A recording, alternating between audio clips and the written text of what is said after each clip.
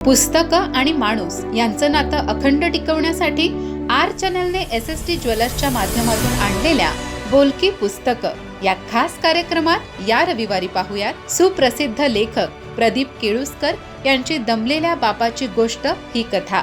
अभिवाचन सौरूपा दड्डी. पाहायला विसरू नका आर चॅनल, सर्वांच्या घराघरात, प्रत्येकाच्या मनामनात. नमस्कार. आर चॅनलच्या बोलकी पुस्तके या कार्यक्रमामध्ये मी सौरूपा दड्डी सर्व दर्शकांचे हार्दिक स्वागत करते. आज आपण एक छानशी गोष्ट ऐकणार आहोत.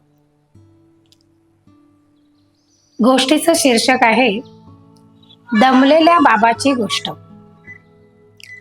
लेखक आहे प्रदीप केळुस्कर कुडाळ. ते स्वतः व्यावसायिक आहेत. एक उत्तम वाचक आणि साहित्यप्रेमी, तसेच त्यांच्या दर्जेदार कथा लेखनामुळे लेखक म्हणूनही त्यांची ओळख आहे. प्रदीपजींचे 3 कथासंग्रह प्रकाशित झालेले आहेत. 100 पेक्षा जास्ती कथा त्यांनी लिहिल्या आहेत. आजची कथा दमलेल्या बाबाची गोष्ट. अरुण ऑफिसमध्ये गेला आणि माझी आवरावर सुरू झाली. एवढ्यात मोबाईल वाजला म्हणून मी फोन घेतला. लेकीचं नाव दिसलं. मी खुश झाले. कारणही तसंच होतं.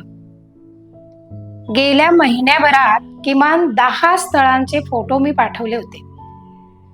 तिचे एवढे फोन आले, पण कुठल्या स्थळाबद्दल तिने होकार कळवला नव्हता. पण माझा अंदाज होता 1-2 दिवसात ती निश्चितच कळवेल. कदाचित त्यासाठीच तिचा आत्ताचा हा अचानक फोन असेल, या उत्सुकतेने मी फोन उचलला. मग काय, आज सकाळी सकाळीच फोन? म्हणजे भारतात सकाळ ग, नाहीतर तुझा रात्रीचा फोन ठरलेला असतो ना. हाच फक्त सकाळी आला. फक्त आईशीच काही बोलायचे का तुला? कुठला फोटो किंवा स्थळ तुला पसंत पडलं असेल तर सांग बरं लवकर. अगं आई, त्याकरताच मी फोन केलाय. तू मला एवढ्या स्थळांचे फोटो पाठवत जाऊ नकोस. माझ्या लग्नाची तयारी पण करू नकोस. आम्ही लग्न ठरवलंय. लग्न ठरवलं हे ऐकून माझा श्वासच अडकला. अगं आम्ही म्हणजे कोणी? मी आणि जॉनने. मी घाबरून किंचाळले. अगं कोण हा जॉन? अगं आई, मागे मी तुला फोटो पाठवला होता ना जॉनचा. अगं असे तुझ्या मित्रमैत्रिणींचे फोटो तू नेहमीच पाठवतेस. माझ्या कसं लक्षात येईल जॉन कोण आणि कोणता ते? अगं जॉन विली. जॉन विली त्याचं नाव. पॉप गायक आहे तो. केवढा धक्का दिलास तू अमिता. मी तुझ्याकडून अशी अपेक्षा केली नव्हती. तुझ्या बाबाला आता केवढा धक्का बसेल माहितीये? आणि काका मावशी सगळ्या पाहुण्यांना मी काय सांगू ग? मी कशी बशी 4 वाक्य बोलले आणि रडू लागले. फोन बंद करून खुर्चीत बसले.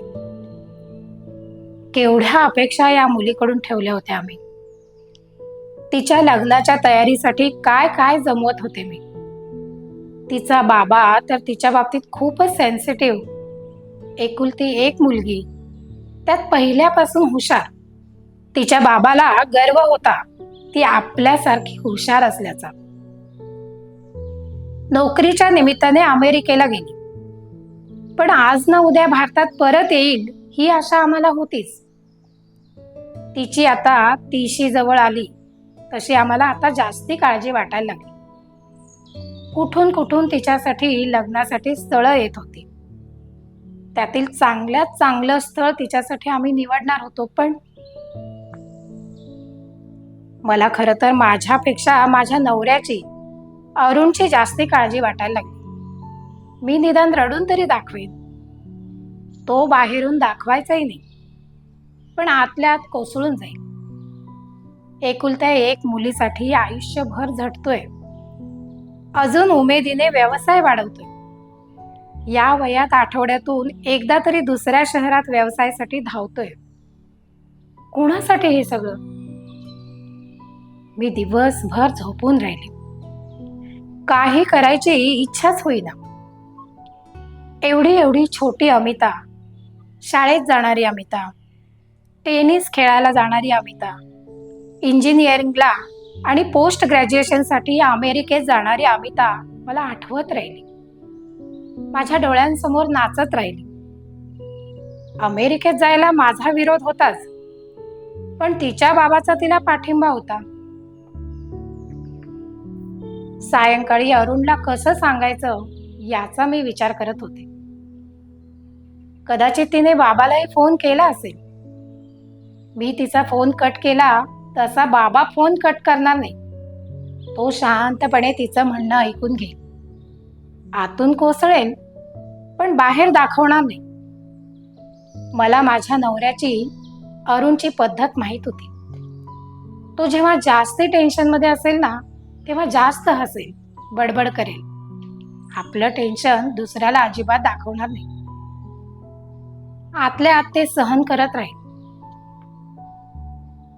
आज रोजच्यापेक्षा अरुण लवकर घरी आला.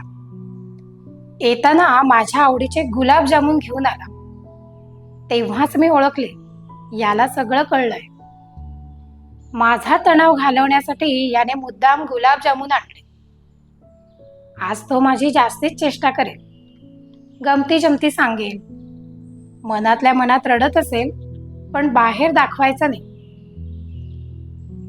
माझ्या हातात गुलाबजामुन देऊन तो म्हणाला, चल आज कुठेतरी फिरून येऊ.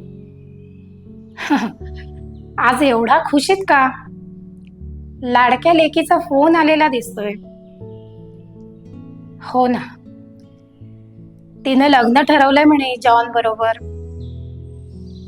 मग झापलं नाहीस तिला का? खूप आनंद झाला जॉन बरोबर लग्न ठरवले म्हणून? नाही, एवढे गुलाबजामुन आणलेस म्हणून विचारले.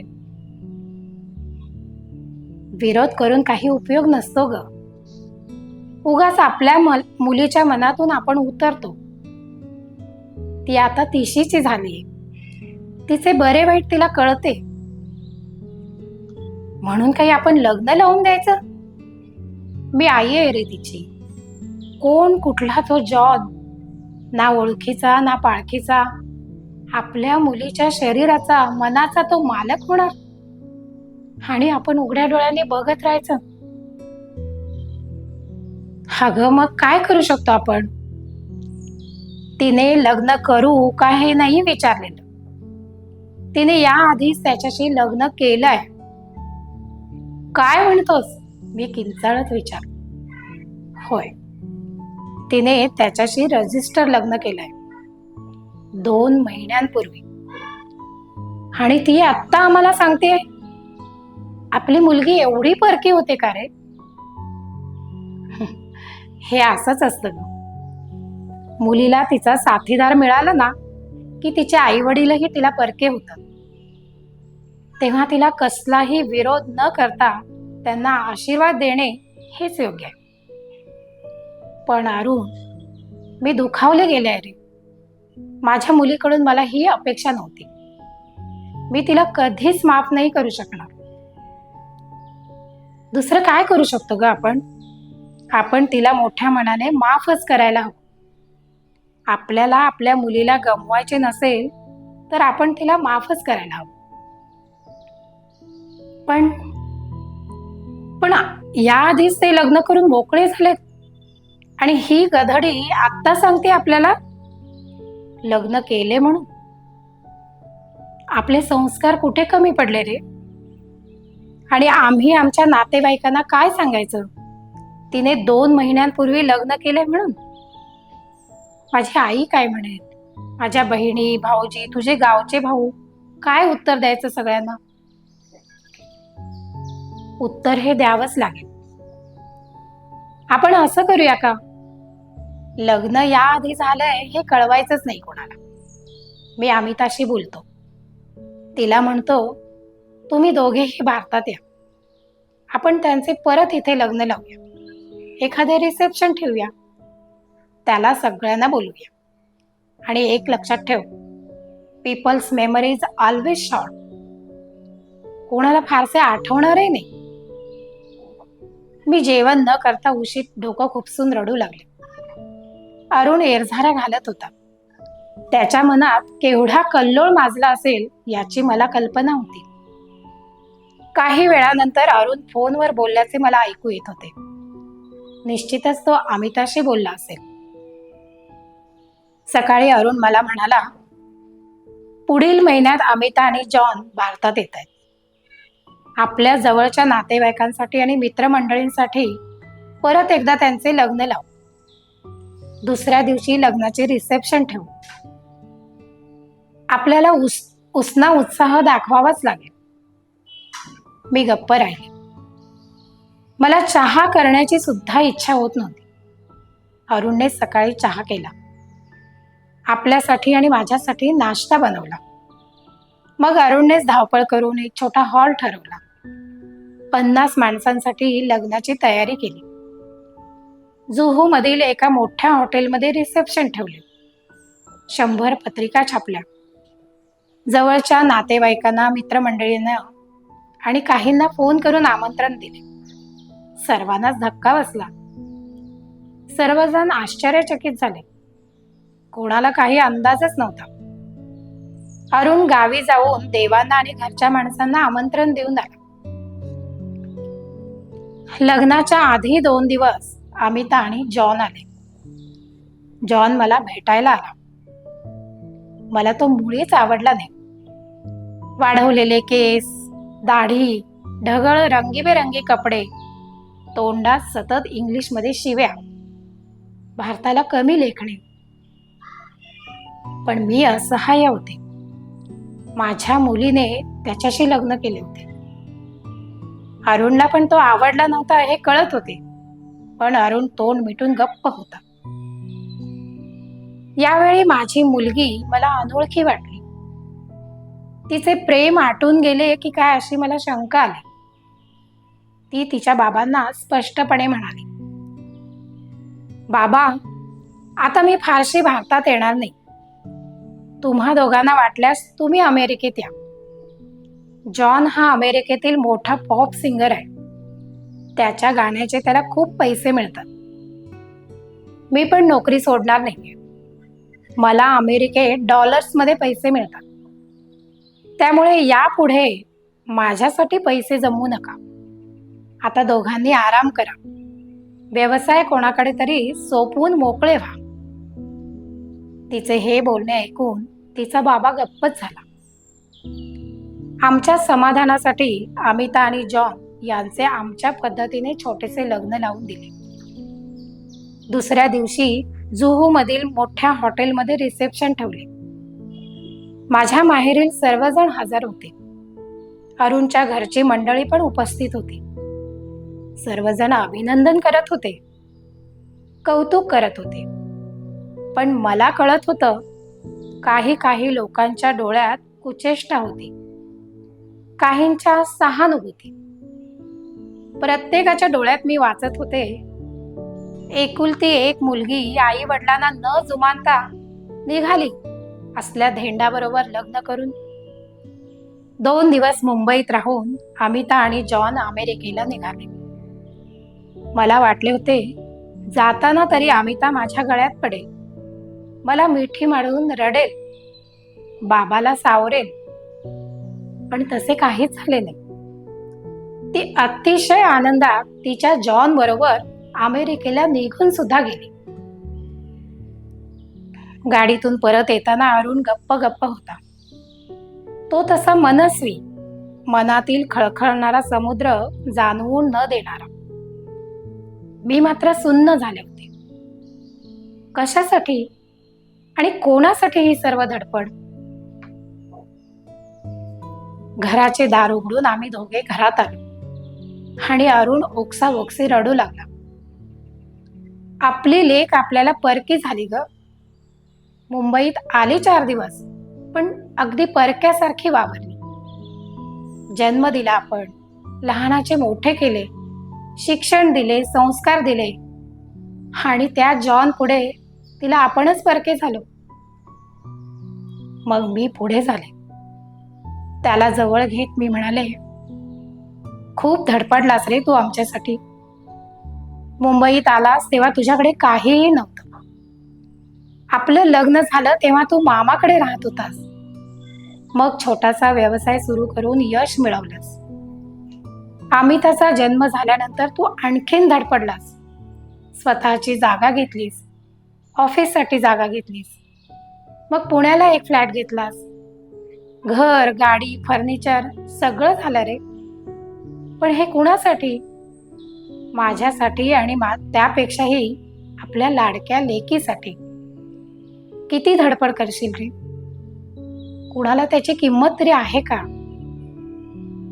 ती आपली लेक सांगून गेली, आता सगळं कमी करा. मग कर ना कमी. आपणा दोघांसाठी कितीच काही लागणार आहे. तुमच्या गावात तुझ्या चुलत भावाबरोबर कोर्टात केस, 10 गुंठे जमिनीसाठी. 10 वर्ष झाली त्या केसला, अजून काही निकाल लागत नाही. कशाला हवी गावची जमीन? तुझा चुलत भाऊ झाला तरी तो तुम्हा मांजरेकर कुटुंबापैकीच आहे ना. म्हणजे तुझे आणि त्याचे आजोबा एकच. मग मिळू दे त्या मांजरेकर कुटुंबातील माणसाला. दुसऱ्यांनी जमीन खाण्यापेक्षा तुझ्या कुटुंबातील एकाला मिळाली तर का नको? घेऊन टाकते केस मागे. सगळे मांजरेकर कुटुंब एक होऊ दे. तुझ्या मित्राचा मुलगा तुझ्या बरोबर व्यवसायात आहे. गेली कित्येक वर्षे इमाने इतबारे काम करतोय. हळूहळू त्याच्या हातात सर्व धंदा दे. पुण्यात तुझ्या बहिणीचा मुलगा अश्विन आहे, त्याला जागा नाहीये. त्याला म्हणावं आपल्या फ्लॅटमध्ये राहा. हळूहळू सगळं काही कमी करायला हवं रे. जिच्यासाठी राखून ठेवलं होतं तिला त्याची गरज नाही.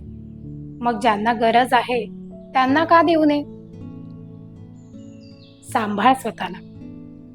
आम्ही बायका रडत असलो तरी आतून खंबीर असतो. लहानपणापासूनच अनेक त्याग करायची आम्हाला सवय असते रे. आपल्या आई वडिलांना, भावा बहिणींना सोडून आम्ही नवऱ्याच्या घरी येतो. अगदी आमचं नाव सुद्धा आम्ही विसरतो. पण तुम्ही पुरुष बाहेरून कणखर दाखवता, पण मनातून मेणासारखे मऊ असता. आपली लेक आपल्याला टाटा करून गेली, तिच्या मनातही आलं नाही की आपल्या आई वडिलांच्या मनाची काय अवस्था झाली असेल. नटसम्राट नाटकात गणपतराव बेलवलकर बोलून गेले, आपण उगाच समजतो आपण आई झालो, बाप झालो. खरं तर आपण कुणीच नसतो. अंतराळात फिरणारा एखादा आत्मा वासनेच्या जिन्याने खाली उतरतो आणि आम्ही समजतो आम्ही आई झालो, बाबा झालो. अरुण, आपली पोर आपल्यासाठी 30 वर्षापर्यंतच होती असं म्हणायचं आणि गप्प बसायचं. त्यापेक्षा तुझ्या ऑफिसमधील शरद सतत तुझी काळजी करतो. तुला किंवा मला बरं नसेल तर त्याचा जीव कासावीस होतो. तो नाही का रे जवळचा आपल्या? अरुण, पुरे झालं हे शहर. इथे धड श्वास घ्यायलाही मिळत नाही. पुरे झालं पैशासाठी धावणं. आता इथला पसारा कमी करून आपण गावी जाऊ. जुनं घर आहे ते नवीन बांधू. तुम्ही सगळे मांजरेकर एक व्हा. माझे बोलणे अरुणला पटले असावे बहुतेक. डोळे पुसत तो मान हलवत होता. मी त्याला जवळ घेऊन थोपटत होते.